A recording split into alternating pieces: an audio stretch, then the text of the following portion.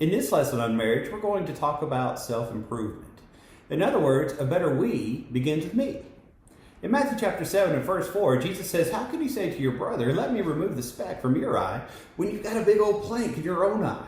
Jesus says, first of all, worry about that plank that's in your eye before you work on that speck that's in your neighbor's eye. Many times, as a counselor or preacher, someone will come to me with marriage issues. And as they're sitting there on that couch talking to me, they'll say, I need you to fix this person, fix this and this and this, and they can list off many things that person's doing. Very rarely are they looking at their own lives and seeing what they perhaps are doing to contribute to the situation.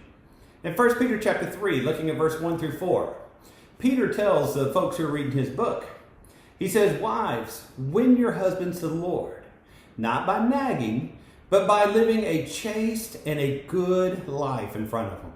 As you take care of yourself, oftentimes your spouse will improve as well.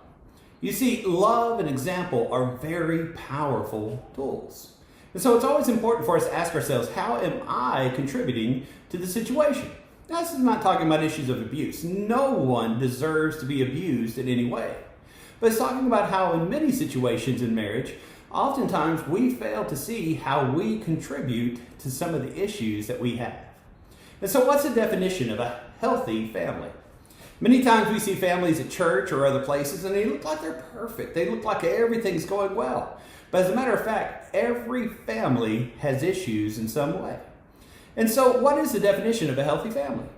First and foremost, there's a strong commonality. There's a firm foundation that everything's built upon. There is something they always go back to.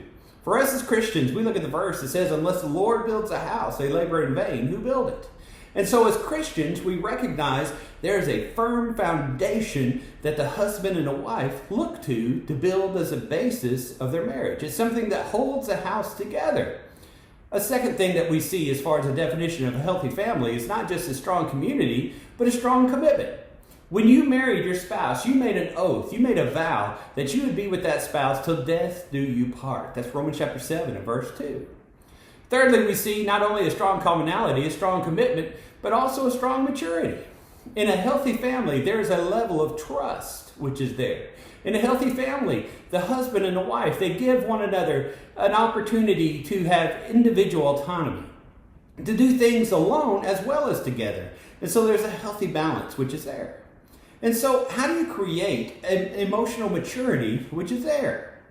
First and foremost, you have to break from your family of origin. In Genesis 2:24, the Bible tells us that we must leave our father and mother and we must cleave to our spouse. I had a teacher one time in college tell me, if you leave, you cleave. That's what he'd always say. Yes, your family of origin will influence you. Yes, that's a great relationship to have, but your marriage relationship must be more important. Remember, all of us carry baggage from our family of origin. Some of it good, some of it not so good. Secondly, to create emotional maturity, we have to be sure that we're not emotionally needy.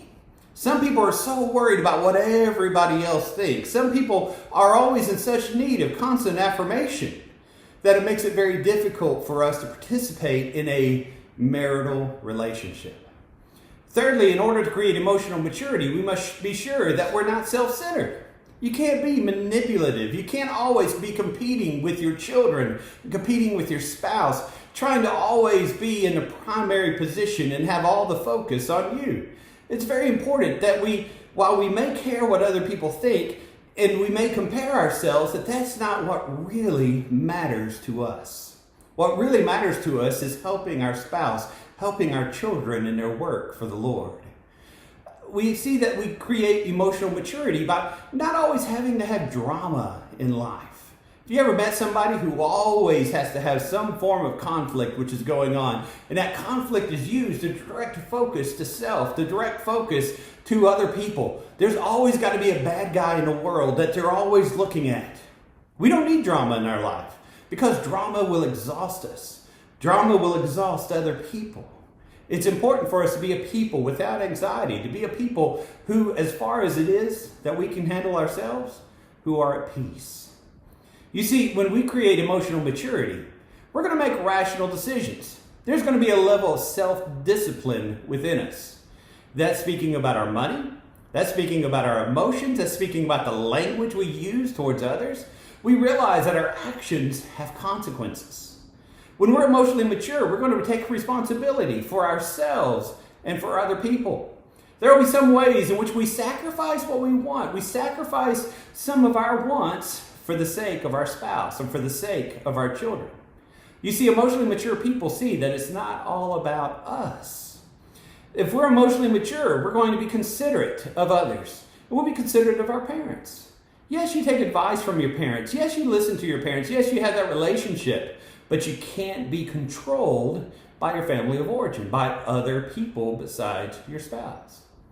An emotionally mature person will be able to give and to receive love. It's okay to love yourself. It's okay to want what's best for yourself. And there's nothing in the world wrong with that. Some people do not know how to be loved. Some people don't know how to focus or participate in a healthy relationship. It's important for us to be able to show and receive kindness and love. You see, an emotionally mature person is going to have principles. They're going to have a set of principle beliefs that define who they are. What is it they stand for? Are they a Christian? Is that a principle in their life of how they're living and doing? You see, that's something important for each one of us.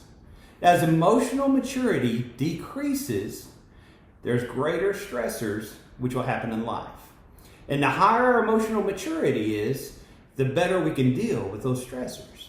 But as we lower ourselves in emotional maturity, those stressors will create greater conflict and greater problems. And so as we look at this lesson, it's important for us to notice that a better we begins with me. It's important that I realize when I'm looking at what everybody else is doing that's causing problems, I look to myself and see, okay, maybe something that I'm doing is causing an issue. It's important that I create emotional maturity within me so that I'm able to deal with issues, so I'm able to receive love, so I'm able to help other people and not always have the focus upon me. That's something very important for each one of us as Christians.